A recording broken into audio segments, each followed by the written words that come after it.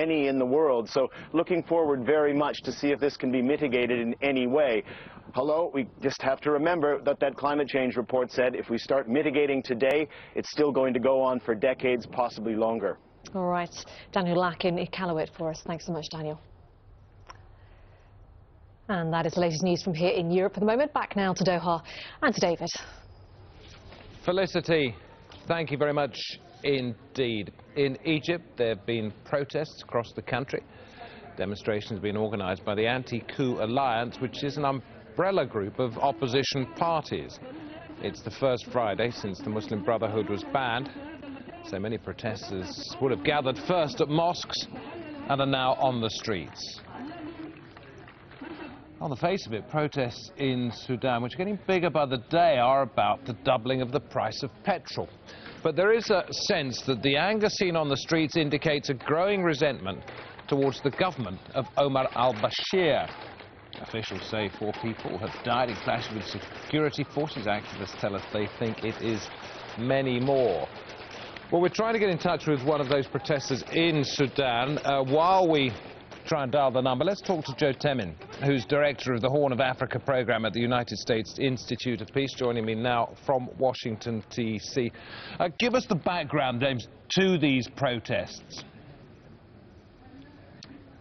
Well, the immediate trigger has been, as you referenced, the increase in fuel prices earlier this week. The government made the difficult decision to remove subsidies, which increased the prices, and they do this in the midst of a very difficult economic situation for the country. But as you alluded to, this has a lot to do with things other than the fuel prices themselves. It has to do with marginalization that many parts of the country feel acutely. It has to do with lack of freedoms, and it has to do with the type of heavy-handed response that we're seeing right now from the government. Bashir's been in power, what, since 1989, I think. How much of a threat to his position is this?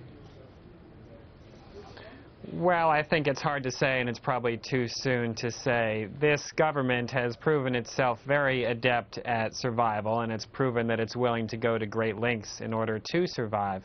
It's important to keep in mind that there were protests similar to this about a year ago now, probably not as large and not as widespread as what we're seeing over these past few days.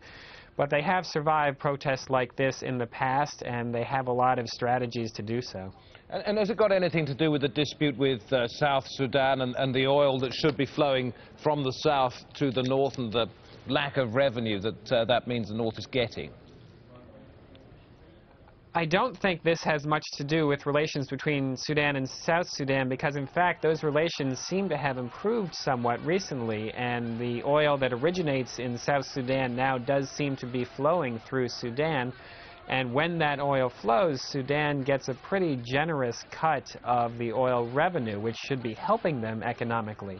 So there remain a lot of issues between Sudan and South Sudan, but I think what we're seeing in Khartoum today and in other cities in Sudan has much more to do with internal domestic dynamics within Sudan and with the governments of that country. Stay with us, because I did mention that we were trying to get through to Khartoum. Let's listen to Yousif Mubarak, and then, Joe, perhaps you can respond to some of the things he's saying.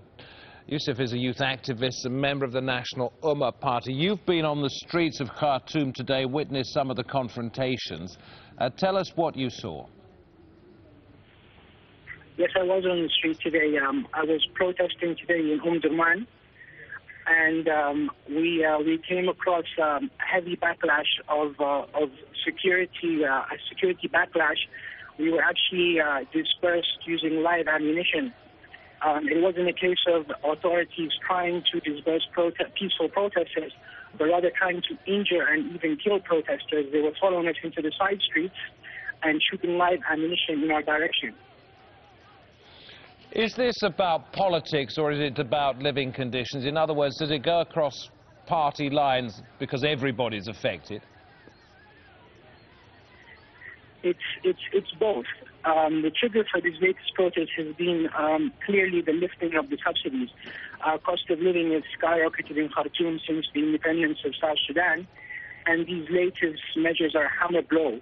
We've had inflation of close to 50% for the last 6 months, and this latest increase, which increases fuel by close to 100%, and thus has both a direct and indirect increase on other prices, is really a hammer blow, and people are really struggling. But what we've seen on the street is that this is merely the trigger. People are actually coming out and chanting for regime change, and this is very much understandable. The feeling in Sudan is that this regime's policies are taking the country to all-out collapse. We have wars in Darfur, in South Kordofan, in Blue Nile. The economy, as I said, is close to collapse. There's a lack of basic freedoms, and people really are fed up with this regime and are trying to salvage what's left of their country. So the trigger is the economy, but that's not the objective or the goal. The goal is regime change. Yousif, thanks very much indeed. Joe in Washington, D.C., we understand that parts of the internet are back and working, but that Facebook and other social media sites are still down in Sudan because the government didn't perhaps trust what people might be able to do in terms of mobilization. Does that say something about Bashir's sense of concern about what's happening on the streets? Yes, I think it does. The government is saying that there are some other reasons for the internet being down, but I think most accounts are that that was an intentional move by the government. It says something about their concerns. It also says something about the level of organization amongst a lot of people who are involved in these protests, particularly amongst some of the youth groups. There's a rather vibrant and active social media scene, especially amongst the youth, that has been important to some of the resistance to the government that we've seen over the last few years. John, thanks very much indeed, and apologies for referring to you as Joe a couple of times. That's John Tamim in Washington, D.C. Good to have you on the programme. Thank you. Still ahead, the death toll from Pakistan's earthquake continues to rise. The government is asking separatist fighters to help get aid. And in sport, how Colombia is addressing a spate of violence that has forced one of the country's biggest football games to be cancelled.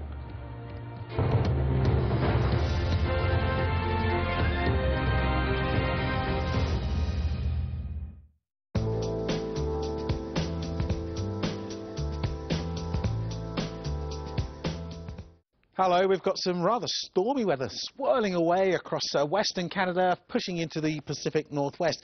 Ahead of that, a little area of cloud which has been producing a fair amount of snow actually over the higher ground.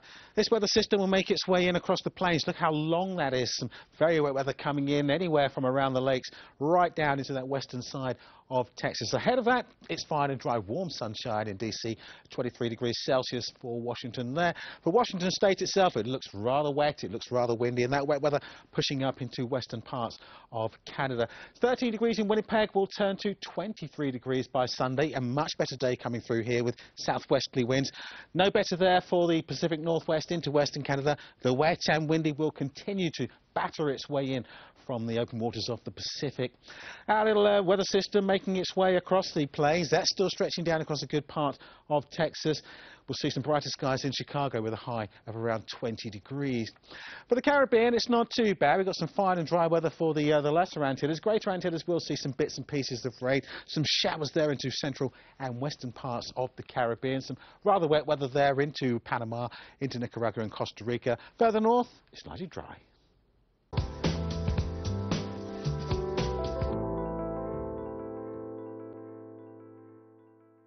Can you remember the night before you went? The second man ever to walk on the moon. I guess we